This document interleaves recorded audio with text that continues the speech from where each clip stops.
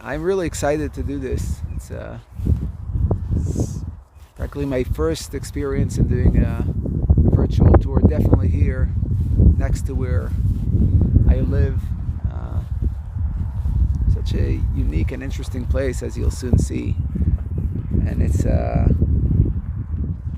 great to have some people joining. Also, all this greenery in this part of the world. Rain comes sort of only in the winter time, and all this greenery we're enjoying around us is something that's going to be in a couple of months. So I feel like we're enjoying it just before it leaves us.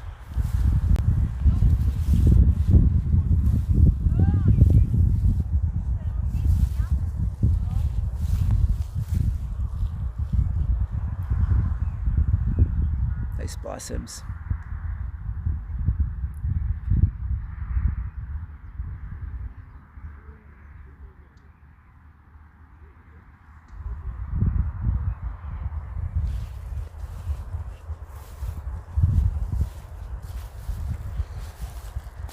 Some people are walking their dogs here, and some people, believe it or not, are actually walking their sheep here. This feels like Bible times.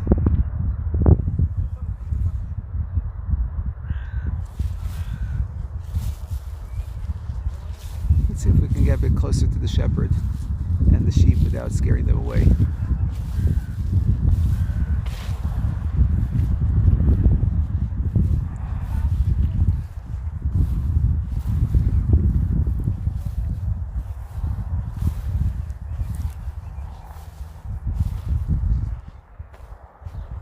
Christian, thanks for asking about the weather. It is, the sun is setting and it's kind of brisk. 3-4 weeks ago we even had a snowstorm here, but that's kind of as cold as it gets. Usually once a year it will drop below zero. The nights in Jerusalem all year long can be cold, but this time of the year usually around 10 degrees Celsius at night, and probably 15 during the day. So it is getting cool. It's getting cool. I wish I would have brought my gloves with me, but I'll survive.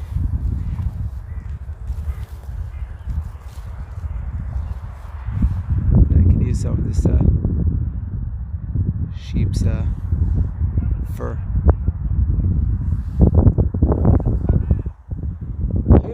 عشان حلو صغ يا زلمه عشان حلو على كيفك قلت لك عشان حلو مش على كيفك يعطيك العافيه عشان حلو اسالي انا اقول لك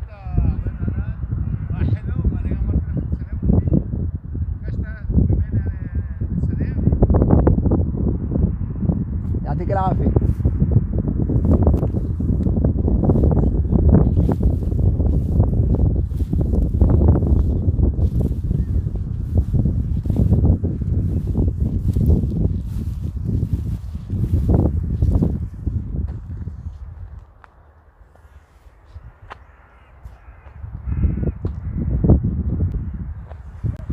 Okay, ladies and gentlemen, we'll get our official start to our tour today. My name is Dvir Hollander. I'm super excited to have you joining me today, right in my backyard, to be honest. Great thanks to SANDEMANs, New Europe Tours, who allowed this broadcast to happen, to share with the rest of the world. The special place is, of course, not only here. I'm sure SANDEMANs will give you opportunities to see other places elsewhere. In the next, say, 45 minutes, until the sun sets on us, we're going to explore a bit of a Kibbutz Ramat Rachel. Kibbutz literally means together, togetherness, group, team. Ramat, elevated area. Rachel, referring to the biblical Rachel, one of the matriarchs. Right behind you, you can see those olive trees. They're actually receiving their water in these pipes. Here, let's turn around. Let's turn around quickly to them. Plenty of olive trees around us, of course, and a feisty shepherd as well. You can see the olive trees over here. This place was very near to where a border used to run between the years of 1948 and 1967. This was sort of where Israel came to an end, and olive trees, clearly a symbol of peace, sort of overlooking one side of the hill, which is more Arab residents living over there, and right behind me the kibbutz and a more Jewish-oriented area. So sort of many will interpret it as a symbol of peace. 3 olive trees are up over there, also bringing together perhaps the 3 monotheistic religions, Judaism, Islam, and Christianity, that this place, this region, means so much to them.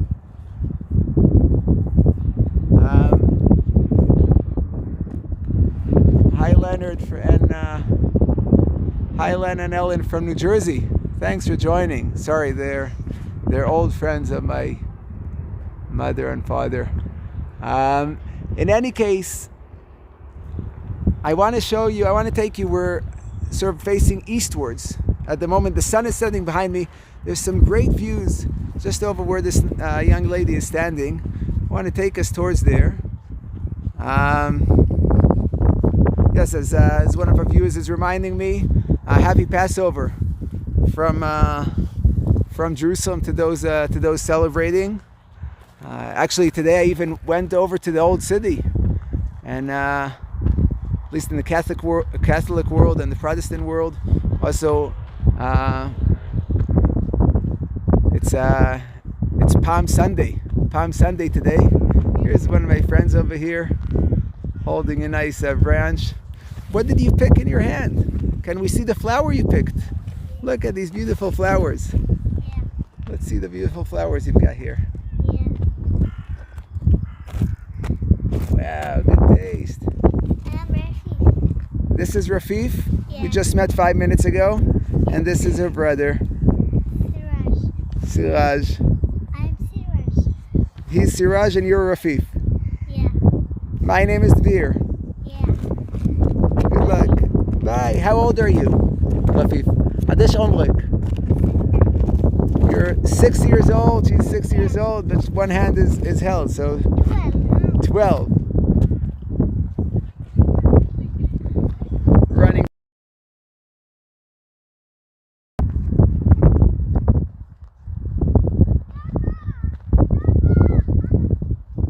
So yeah, I was just saying I went over to the old city, and I saw people remembering Palm Sunday, as this is the day that marks when Jesus came into Jerusalem. I know how well you can see. Maybe I'll try to get a bit of a closer up. Some of you obviously are watching in a larger screen than I am. But you can see the nice views. And really you can see the scenery kind of changing. We're sort of in a greener area, and then there's a dramatic drop in altitude. I mean, we're standing, someone asked me about the weather, we're standing 700-800 meters over sea level, and then if you go, so that's sort of 2,000 feet over sea level, so it gets pretty cold here. 2,000 years from now, 2,000 feet over sea level, and then in a 20-minute drive, you're in the lowest point in the world, which is the Dead Sea. So we're now looking east. We're looking east towards the Judean desert, the Dead Sea, and the mountains of Jordan. So a very different landscape in front of us. If camera, right, you can see the sun is setting behind me in the west with those beautiful olive trees coming out of the posts. One of the famous things about Kibbutz Ramat Rachel.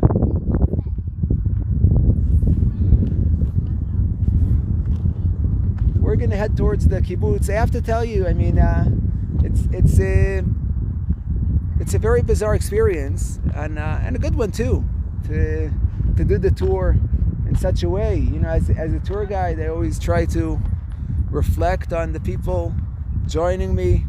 I always tell bad jokes that people politely laugh from, and here I am kind of talking to my phone or to some people around us.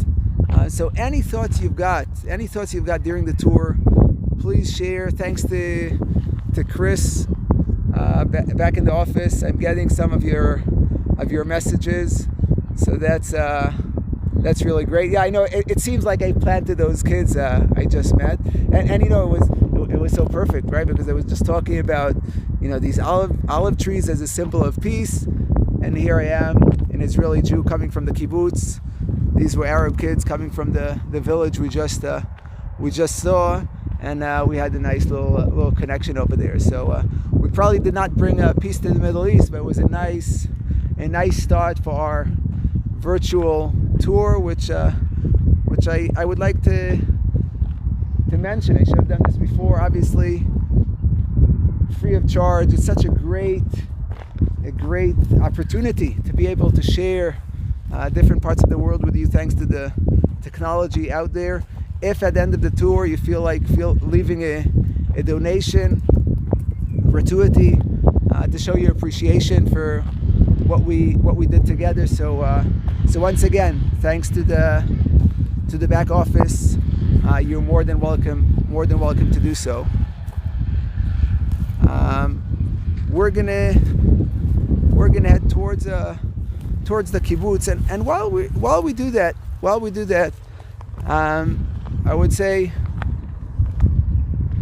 I would like to say that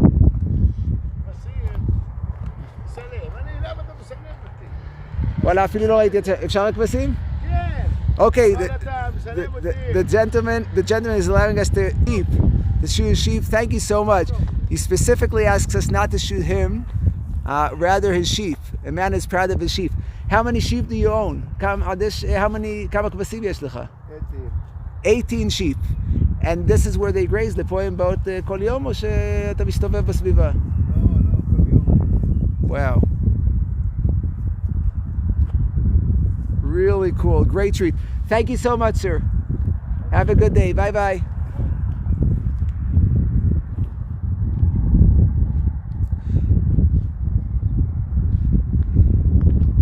Also, sorry for the technical issues. For those who who tried seeing on Facebook, and I'm glad it's working through YouTube. And once again, I apologize for that. If any of you are losing connection or anything like that, we will post this video later on. So it's great to have you as a live audience. It's a great help. Also, I mean, Chris is sending me your messages. It's really helpful to have some feedback. But for those who will want later on, you will have this video posted live later today. Later on. We're going to leave sort of this olive orchard, beautiful area over here. Olives are such a strong, they were such a strong part of the economy in this part of the world for so many years, throughout history. The Bible even mentions them as one of the 7 species that grow here naturally in the Holy Land. So you've got the wheat, the barley, the grapes, the olives, the dates, the figs, and the pomegranates. Just want to so you have one last view of where we just came from. It's really picturesque. You can see how they designed these olive trees to be a frame for the olive trees up over there. So from trees to trees, if we turn around, you can see some towards us, nearing the residential area of the kibbutz, which is sort of where the sun is setting. The kibbutz owns a lot of land, agricultural land over here, and we can see some of the orchards. You can see the trees in front of us. Anyone want to take a wild guess what's growing here? It's pretty cold. These beautiful blossoms, more famous in Japan, or for some perhaps in Washington they go to see them. These of course are cherry orchards. Cherry season is coming up, and cherry picking will be happening in about a month or so. But the kibbutz grows wonderful cherries right near Jerusalem in the background over here. Once again, sorry if the view is a bit unstable.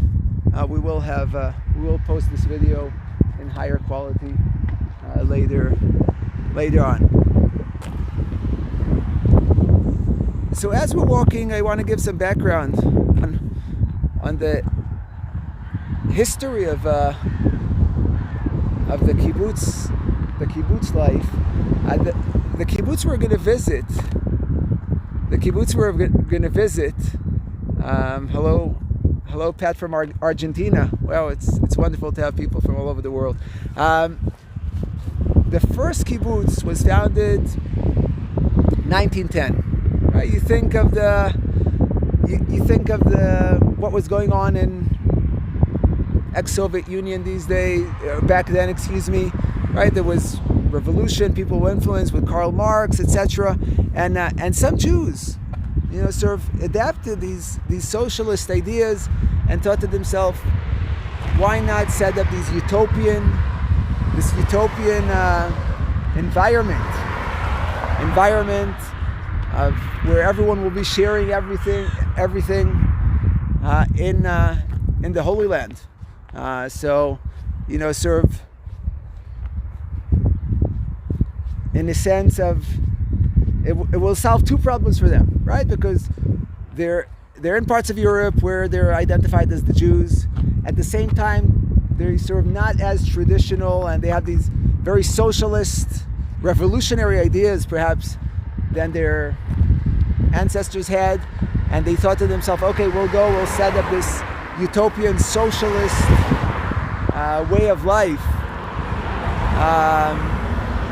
far away from where we're always identified as Jews. So they come over here to the land. Now, at the time, the rulers over here were the Ottoman Empire, and for political reasons, they were treating anyone who was a citizen of one of the empires, Russia, Germany, Austro-Hungary, you name it, relatively gently. So the first kibbutz in this land is established in 1910. After World War I, the British take over here, and then of course many more Jews come here, but still many of them have these very strong socialist ideas. And the kibbutz we're going to visit was founded in 1926. I personally was born not too far from the kibbutz, sort of in Jerusalem, past the buildings we saw earlier. My wife was born in the kibbutz, and that's how we got our access over here today.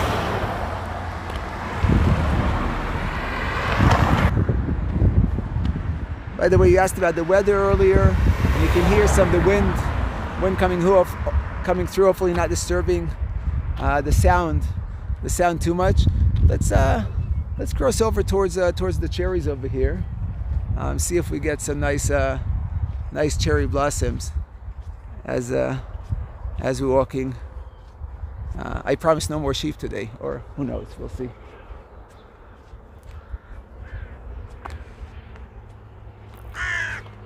So I would say pre-corona, most of the cherries over here, pre-COVID, were sent overseas. Last season, most cherries were sold locally, and we'll see how it will go. How this year will go. So we'll enter into the orchard and see if we've got our first cherry blossoms of the season. Let's check it out.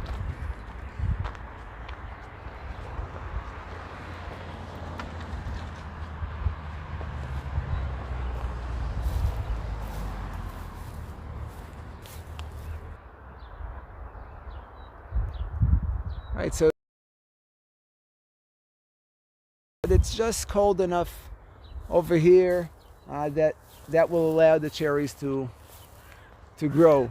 So kibbutzim historically very agriculture oriented. They tended to settle in areas where the land there was more land for agriculture, and over here, while the city was growing, there's still enough land intact that they can still do this. They used to have many more agricultural lands, but not as many these days. They even have a store where they sell some of their locally grown cherries and more things. You can see some greenhouses in the distance. Let's go check out what they grow over there. Other things that the kibbutz does, they have a country club. Right? What would the people in 1926 who founded this kibbutz would think about this sign? Well, they'd be very confused. But I'm sure they'd also be very proud, right? Because from a dream of an utopian society where there will be no rich and no poor, with hard labor, hard work, they'd make the desert blossom. They were able to produce such success. Because today is Passover, some of the things are sort of closed off, but I found a way for us to get in here because I really want to show you sort of cutting edge technology of what they're growing here agriculturally. So I'm just ducking in this hole over here, and we'll go. Over here they used to have egg farms. They used to grow chickens over here. You can see very long structures. Now no more chickens, but you can still see where they used to do that. We're looking back towards the olive orchard we left, and now you can see some greenhouses. Very interesting things grow over here.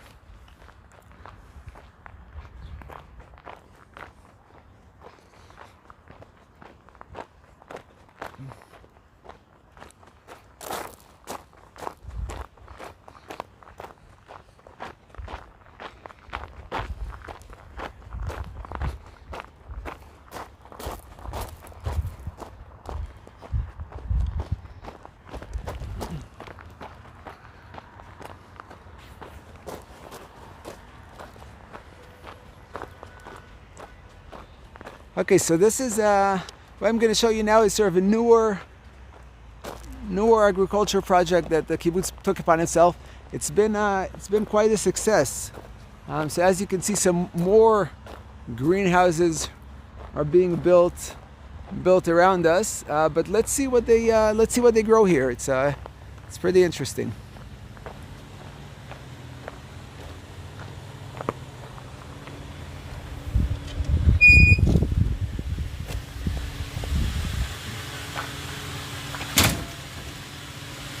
So you can see here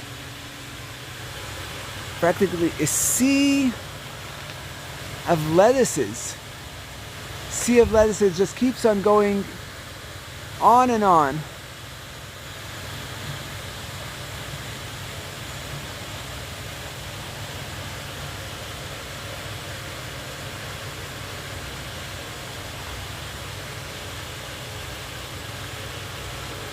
There are more than 15,000 lettuce heads in one greenhouse.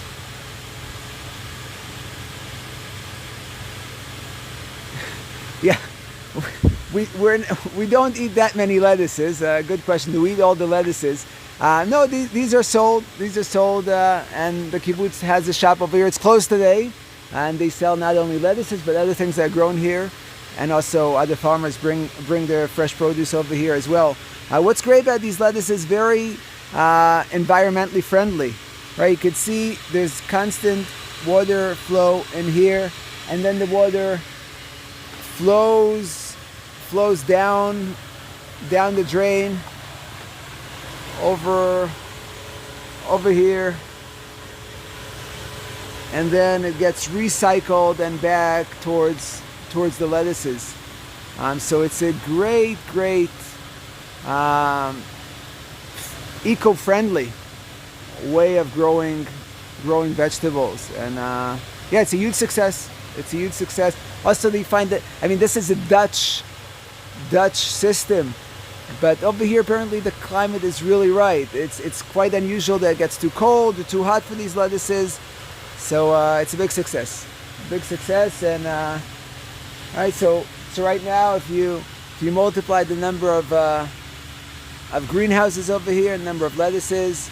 You have nearly 100,000 lettuces growing over here, and it doesn't take long before they're ready to be delivered. So it's ready to be eaten. So it's a nice, it's a great success. It's a great success, and more of it. Speaking of successes, also a non-success story. You could see all the tour buses parked over there with no tourists around, no one to use them. But that's it's part of what's surrounding us.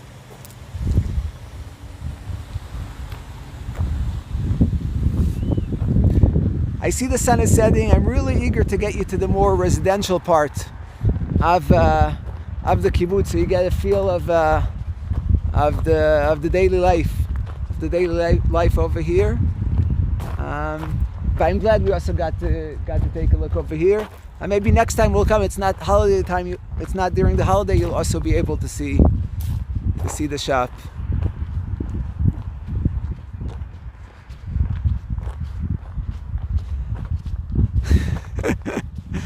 Do I know the owners? Well, it's a funny question, Christian. I will say this: the idea of the kibbutz, right? This is all a commune. I'm the owner, quote unquote, of this, or not quote unquote, of what we're visiting, just as much as anyone else, right? The pure idea of the kibbutz is no rich, no poor. Now, ex-Soviet Union, right? Communism, big system, big problem.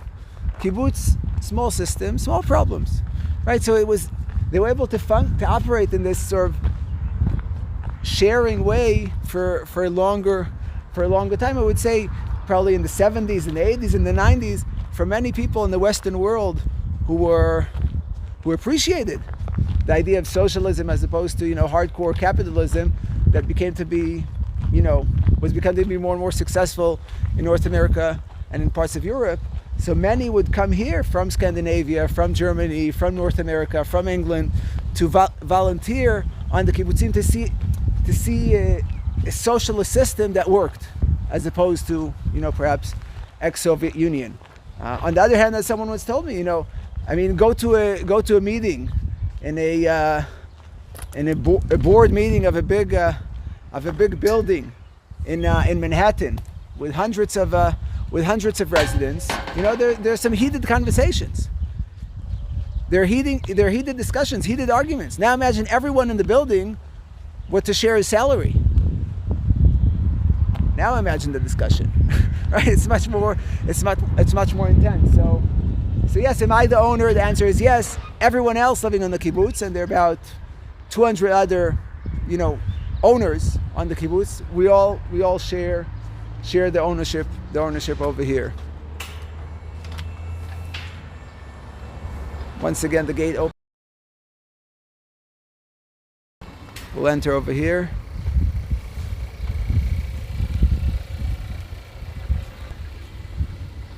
Right, so now we entered, right, we came through, we left the orchards, we left the lettuces, and we entered it's almost like a gated community, and it's a more residential area.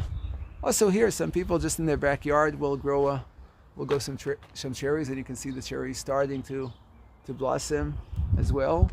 But this, of course, is for self-use,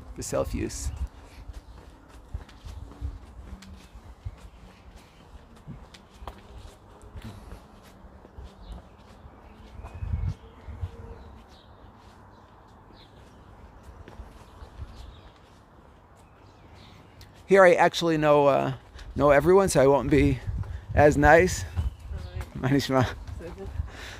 as opposed to random people by the olive trees outside.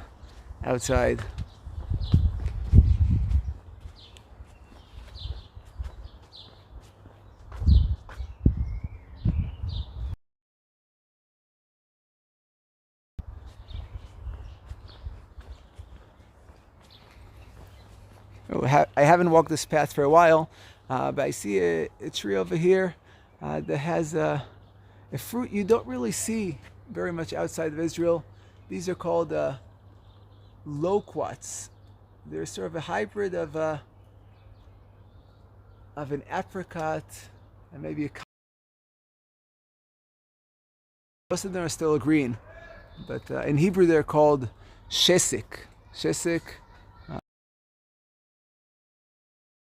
yellow, orange, sort of color eventually. Delicious.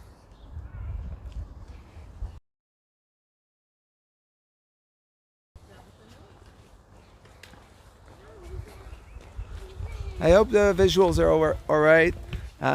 We'll see. We'll post this. We'll post this later on. So if you want to go back and have a better look, you'll be able to do it. Look at the size of the lemons.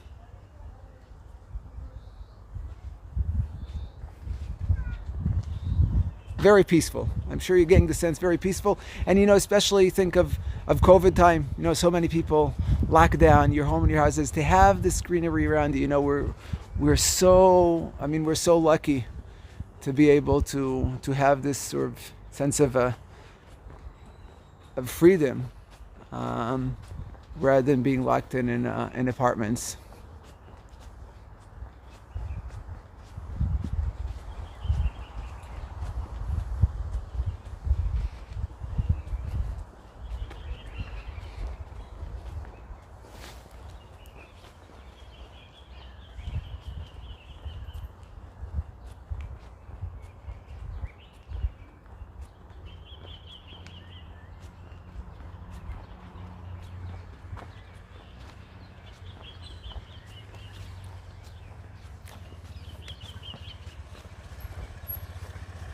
Birds are singing around us. You can see a nice little playground over here for the kids. One of the largest buildings you'll find in any kibbutz will always be the dining hall, because as the kibbutzim were founded, the idea was, it's a community, so people should also eat together. So this is the kibbutz dining hall. Pre-COVID, still served 3 meals a day. Now they're down to 1 meal a day, and a lot of it is takeout. You can see some decorations for Passover. Up over here, it says the spring has come and Passover has arrived. Some photos of the kibbutz life. Right. Once again, we said very agriculture oriented. You can see the old meets the new. Some dance groups and music groups, all come together. All come together over here.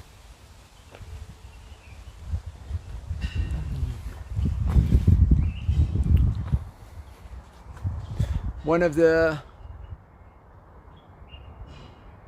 great things in the kibbutz is the life that the kids can, and the freedom that they have over here once they're young and when they're older as well. You can see some of the seniors of the kibbutz on a tour they had. And speaking of tours, once again I thank you for joining me today.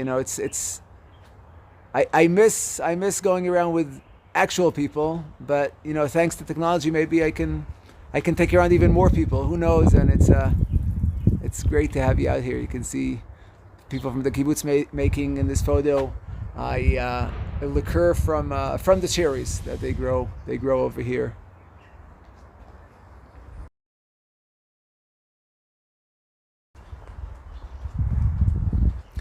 So besides sharing, the income, and it's not only the income, right? Back in the day, the kibbutz was very self-sustainable. Everyone worked on the premises, whether it was in the agriculture, or with the egg farm, or with the dairy farm, whatever it was.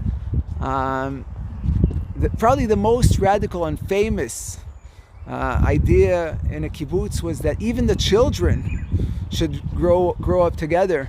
And in all kibbutzim, you had children homes where even the young infants and young children would be sleeping together rather than sleeping at home with their parents, right? Because everything was meant to be communal. So there are no more kibbutzim that do that radically anymore today. But still, from the age of 3 months, or some kibbutzim 6 months, The parents are expected to go out to work, so there's almost like mandatory daycare from 7:30 a.m. until around 4 p.m. and almost all year round, regardless of holidays and things like that, vacation. Once again, for two main reasons, right? To allow the kids to grow up, be more social, and also to allow the parents the opportunity to be more productive work-wise for the community. And again, there's a reason why it's such a radical idea. There's a reason why it became to be so famous. But even my mother-in-law, back, she was a kid in the 50s and she used to speak about how she would run away over to her parents. So yeah, there's a reason why that did not work. But still, for many parents with young children, even if they decide to leave the kibbutz, once they have young children, many sort of come back, not to miss out on this great opportunity of raising children with lots of other children, and yet enjoy freedom for themselves to go out and work, etc. I see I'm getting carried away. The sun is starting to run away from us. I want to take you to a great overview next before we cap our tour, because sure, it's challenging for me. It's challenging for me to give this tour, but I'm sure also sort of being there, listening, seeing things you're not so in this virtual way, it's not the easiest thing. So once again, a big thanks for lasting me this far. Lame jokes, and you need to go through all that. It's not easy. See beautiful purple bladder.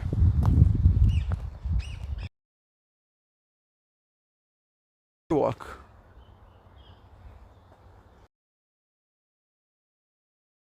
A live stream tour for me to maybe have greater appreciation to what's right around the corner from me.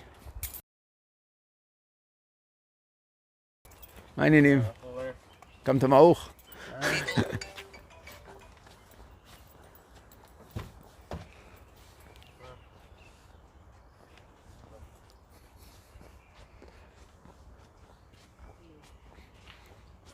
As promised, paradise for kids, this place.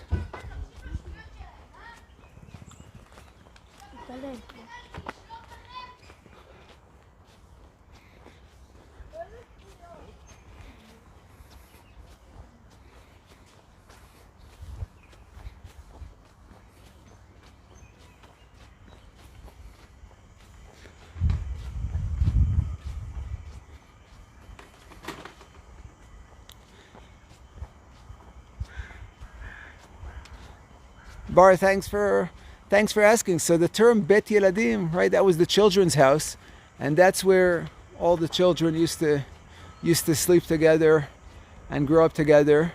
Now it refers more to the term of the children's houses, but without the sleepover part, right? They just spend there sort of an 8. From like 7 to 4 or 8 to 2 or something like that. We're going to exit the residential part of the kibbutz once again.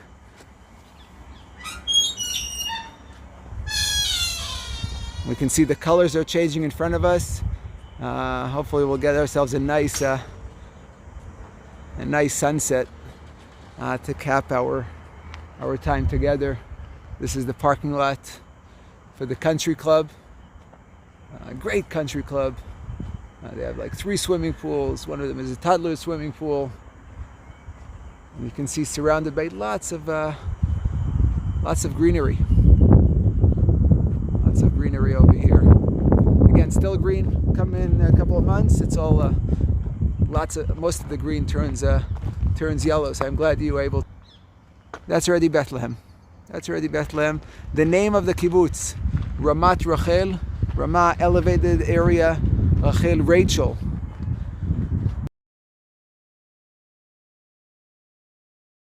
And the Bible describes that Rachel was buried, Rachel's tomb is at the edge of Bethlehem. So when the first settlers came here in 1926, when the kibbutz was founded,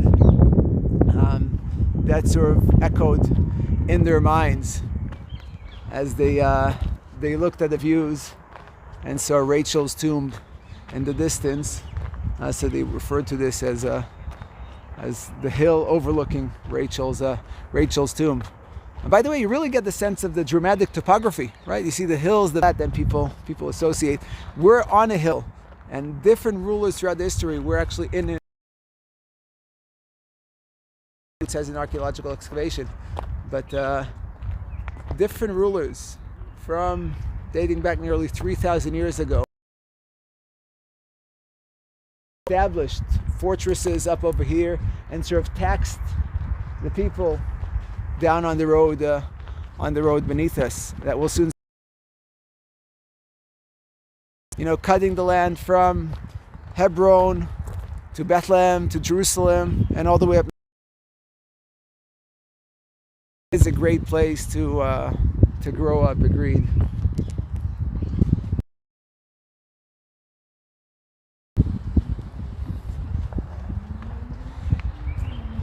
So we started with an interesting, trees coming out from of those pipes, and now we see an oak tree popping out of the rocks over here. We'll soon speak about that. I mean, we can go on. I mean, the sign and the trenches, the bunkers, from the fierce fighting that took place here around the battles of 1948. It's hard to picture it, right? We walked in this peaceful setting right now. It's hard to imagine it, but there was heavy fighting that took place here in 1948. The kibbutz was actually abandoned and retaken back and forth between the Jewish fighters and the Arab fighters over here. But I would say the victory of the Jews in this particular battle in 1948 really secured for them the control right beneath us, or right in front of us, I should say, past this awesome oak tree. Over here, this overview, as the sun is setting for us, is in honor of my brother-in-law, whom I never met. His name was Yair, and he died during his military service, and the up in his memory. He was a very strong individual, and this oak tree bursting out of the rocks reminds the family of him. He was a big fan of basketball, so you can see basketball, and ironically or not, or amazingly enough, I should say, in the distance you can see that gray dome. I'm pointing at the arena in Jerusalem, sort of lined up with his name shaped as a basketball. So very meaningful for the family. Ladies and gentlemen, this was very special for me to take you on this virtual. It's quite challenging. It's quite challenging. You don't see me as well as you should. As they say, the best is in person. But at the moment, this is as close as we get, and I promise I'll do my best to get better in this. I'm sorry if you're like my guinea pigs or anything like that. You were a great audience. Those who lasted, a big thanks. A big thanks. I really appreciate it. Thanks for SANDEMANs New Year for allowing this to happen, setting up, the pay care of everything. That's absolutely incredible, and not as my father used to say, never take things for granted. So I shouldn't, but it's always, you make me feel like it's like I should take it for granted. So I will do my best not to. Thanks everyone from all over the world for being here today. I really appreciate it. Goodbye from Jerusalem. Bye bye.